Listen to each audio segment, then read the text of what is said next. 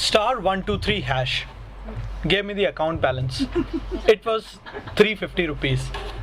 I had just got a full talk time recharge in my phone, and it was as loaded as a James Bond's Walther P99. This was a luxury sum for a Nokia 3315 in the day when the indicators of battery and signal strength occupied 10% of the screen width. It was 2005 and my first internship in Mumbai. Mumbai is a dream destination for an internship. 45 days away from home. The possibilities are endless. I got an internship at a mid-sized law firm in Nariman Point. And right from reading the confirmation email until boarding the train to Mumbai, I was smiling ear to ear. And everything was enhanced by the fact that my father had allowed me to carry this Nokia 3315 along. I had enough firepower in my pocket to make it a memorable summer. Train journeys in India are a pleasure ride until you see Virar station at peak hours. My train pulled into Virar at 10 a.m. on a Wednesday.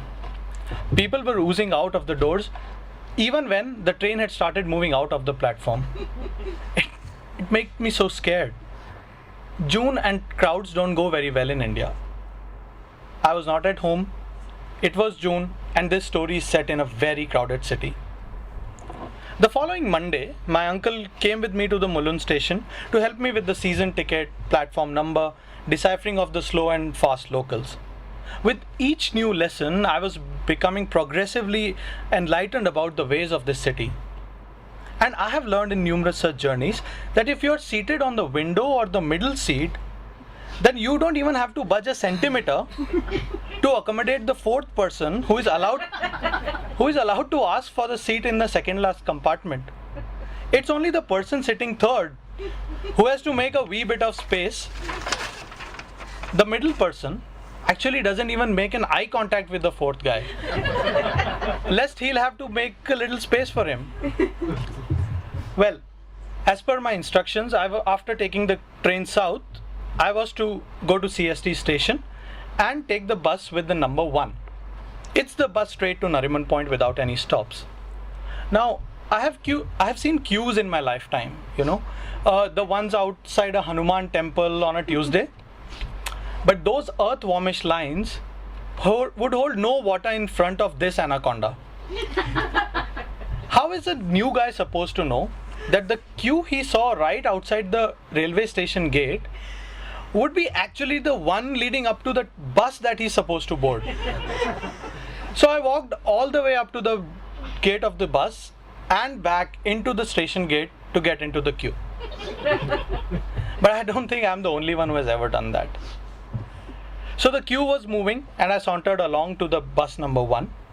There was no hope in sight for a place to sit because when my turn came, all what was left on that bus was a square inch of footboard. I told the guy behind me, let's take the next one. Lo and behold, he and 2 others ran and got onto the last bit of footboard that was available. I got a slightly dignified place to sit in the next one. The ride was smooth and windy, and on any road journey, unless I'm driving, I never look at the street. I always look outside the window, even if to read only store names. And that's what I did. Central Camera, Gunbow Street, Times of India, Home Massage by Raju. At the office, the entire day passed in meets and greets and my internship began. Now it had been 2 weeks and another day ended with some see you tomorrows. This is where things got interesting. So obviously to get home, I just took the morning process and reversed it.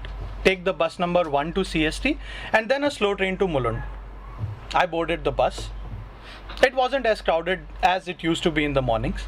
I found an aisle seat on the upper deck of a double-decker. This was nice, and I started craning my neck out to read the signboards. Actually, there are very few of them on the way back from Nariman Point to CST. So I abandoned that and started the favorite activity of all Indians, toying with the mobile. Looking into a mobile can easily become the national posture of this country. And I started playing snakes. We must have barely moved out of Nariman Point when my cell phone gave out the signature Nokia tune. Diddy dang dang, diddy dang dang, diddy dang dang ding. It was my friend calling to give and take the lowdown of the day. He told me about the swanky office of his law firm, the unlimited coffee that they could have, and also took my order for 2 boxes of orange juice which were freely available. And by the time he was describing the billiards table in the break room, I just realized that the bus was almost reaching the road opposite CST station. Now, for those of you not familiar with the place, there's a traffic signal on this road which in the evening holds a lot of traffic, and it takes sometimes 2 or 3 turns of the signal for anybody to get across. So most commuters going to CST get down here and take the subway into the station. I saw everyone moving down quickly, and I told my friend to hold while I rushed to the exit. I brushed past the conductor with a mobile phone in one hand and a novel in the other. The moment I stepped down, I was in the face of a man in blue uniform, complete with a cap and sandals. He asked me for the ticket. I quickly figured, okay, this must be the ticket checker. Good system in Mumbai. Something like this should be followed in. And before I could name my hometown in my head, I realized I hadn't bought the ticket. I hung up the phone and quickly retraced my steps back into the bus to buy one from the onboard conductor. I told him I boarded from Nariman Point and asked him for the fare. He said, last stop pe ticket nahi milta. Meaning, you can't buy the ticket at this last but one stop. I said, I'm sorry, I'll just pay now. He said that I should have bought the ticket at least 2 stops before CST. What a weird system this city has, I thought. Well, I got down from the bus, but the uniformed man was still waiting for me. He asked me for the ticket. So I told him the story of how I got occupied with a phone call and totally lost track of time. I also told him that I did not know about this no ticket after the last but one stop rule, and that I was a law student. I think that last bit was a definite mistake. But he seemed calm. He told me, fine deyavi lagel. I told him I did not understand Marathi and that I wasn't from around here. I'm sure that ticked him off completely. Because the calm on his face just vanished, he started talking in Marathi non-stop. I don't know what he was saying, but I'm sure he was painting a picture of me to the people passing by. I asked him to calm down a little and that he should consider that this was my very first time in Mumbai and that I should be excused. Maybe not the best idea. He said, how could I even imagine to be excused? Being a lawyer, I should be the most law-abiding person. I wonder how he got that outlandish idea. So I explained him that I was not a lawyer. I was just a law student. And I tried an interference by taking the conversation back to the fact that what an internship is and how new interns have to come to Mumbai, they're new. But everything I said was digging me deeper. He was relentless. He told me to come with him to his office. This was the first time in the entire episode I got really nervous. Going to the office could mean so many things. It could be that he wanted to get away from the crowd and ask for a bribe, which I had no money for. Or it could be for the other half of most penal clauses in the rule book of any ticketless travel, which begins with or imprisonment. I could feel sweat trickling down my neck. Either way, this could not be good. So he took me to a small office a few yards away and pointed to a chair. He called another guy in and told us the situation we were in. I could barely understand what they were talking, but I'm sure that he explained my part of the story very summarily. So I asked him if I could present my case, to which I got a big and loud no. Once they were done talking, the new guy turned to me, chewing the most reddening combination of tobacco and lime. He asked me, why did I not buy the ticket? I told him, sir, I was willing to buy the ticket, but did not know this no ticket after the last but one stop rule. He didn't care. The tobacco chewer just shook his head, laughed at my predicament, and opened a newspaper. That meant I had to sit here until he was done reading the column that he was. And it meant that after he must complete some commenting about this article in air, he might talk to me again. So after a few moments, he turned to me and said, I will have to either spend some time in prison or pay the fine. Jail. This was getting worse every second. I just caught my head in both hands and wondered, why in the world did I use the darn cell phone? Wasn't it on roaming anyway? I would have never got caught up in this mess.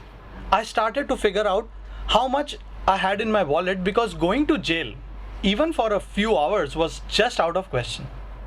The reality of all hit me smack in the face. Was it some sort of bad karma getting back at me? It was my fault that I got lost in my phone. But don't we all do that every day? Everyone is looking at their phones as if the world around them doesn't exist. A distant friend liking the picture of a complete stranger or Instagramming our lunch is far more important than the fact that looking into the mobile, you have walked right in the middle of traffic and can cause a potential accident. Our conversation have turned into monosyllabic exchanges. We are cut off from the world because we are so eager to get back to Candy Crush.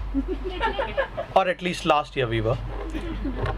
I thought how different this evening could have been had I decided to read that amazing novel that I had.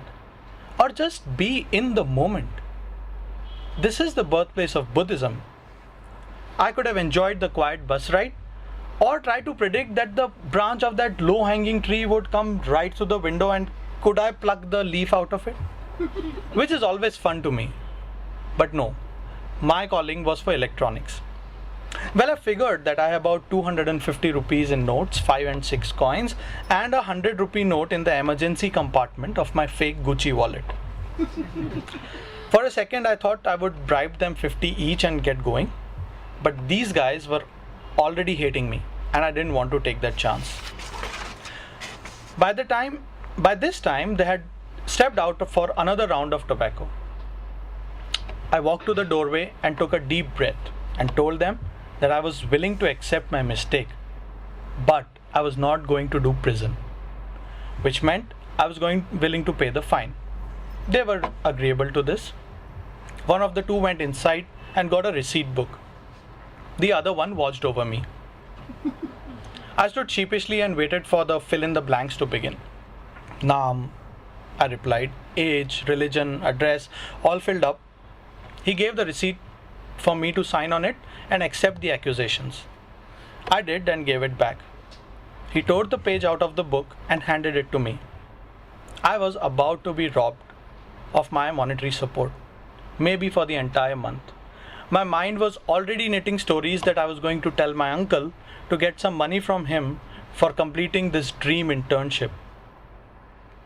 I tried to read on the page how much the damage was, but he had written it in an atrocious hand. So I asked him. He said, 12 rupees.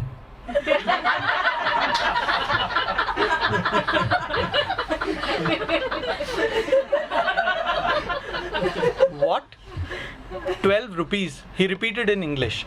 And I looked closely again at the receipt to make sure that we weren't missing any zeros. I laughed out loudly. No mistake, it was indeed 12 rupees in figures and in words. And here I was, dreading the idea of doing jail time. Wow. So I quickly took out my fake Gucci wallet and handed him a generous 15. I asked him to keep the change even.